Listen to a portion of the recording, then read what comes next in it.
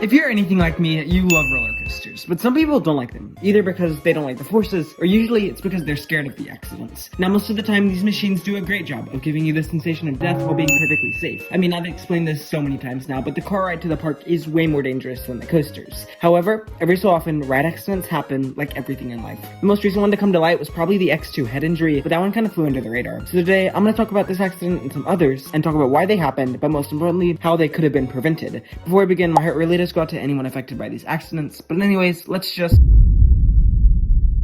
Okay, so this accident honestly is really sad because of how easily it could have been prevented. Basically, a test train valleyed due to high winds, they sent a fully loaded train around, and overrided the train that valleyed, and then they collided. This caused 11 people to be injured, including 2 people needing leg amputations, and this simply could have been prevented if the ride-ups had been a little more cautious. Not only should they have known not to run the ride in high winds, but they also overrode a sensor when there was obviously a non-cleared block section. This is just so frustrating and really sad. It wasn't the ride's fault, obviously, it was clearly all human error that could have been prevented. In 1986, Mindbender had a wheel assembly failure, which caused the train's 4th car to derail. Due to this, it crashed into a concrete pillar, ejecting 4 riders in which 3 died. This and some other derailment accidents are honestly kind of scary, because there's nothing you or the ride operators can do to prevent the accident. When something like this happens, the park is charged for manslaughter, because of how serious these always are. However, it's strictly based on ride maintenance every day before the park opens. Usually something like this happens because the ride track isn't lined up correctly, because unlike a Connect coaster, the track isn't one big tube, it's more like building blocks. If it's not lined up, the wheels can't run smoothly, and there's a possibility for derailment. So there's nothing you can do to prevent this, but parks really need to know. Ride maintenance is incredibly important and is something that should never, ever be rushed.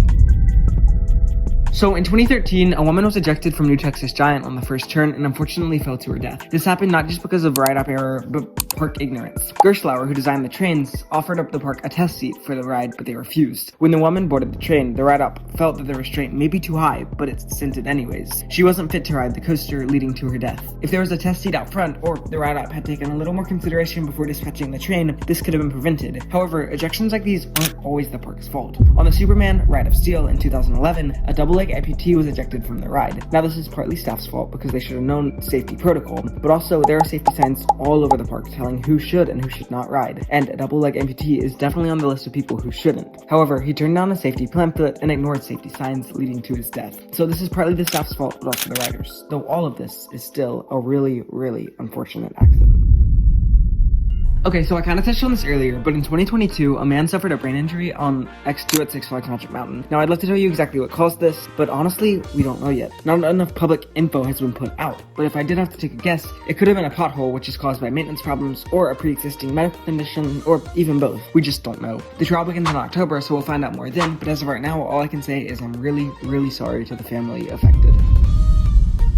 So this one was really big in the news in 2021. Basically, a piece of Tokyo's Dragster flew off a train and hit a woman waiting in the queue, putting her in critical condition. Now, I know I sound like a broken record at this point, but this was maintenance error. Whether it be a missing screw or just a screw not tightened correctly, we don't know. But something about the train wasn't inspected enough the day before, and it almost took a life. This is something that people just cannot be messing up, because it's nothing more than human error that really can be fixed. But anyways, those are some of the major ones. But what I really want you to take away from this is that there are 3 main reasons for coaster accidents: maintenance errors, ride-up errors, and human errors. These can be prevented, and I know it's scary when they come up in the news, but again, roller coasters are incredibly safe. So there's really no need to be more scared of them than anything else in life. Alright, thank you so much for watching. If you're still here, consider subscribing, and I'll see you in the next one. Have a great day.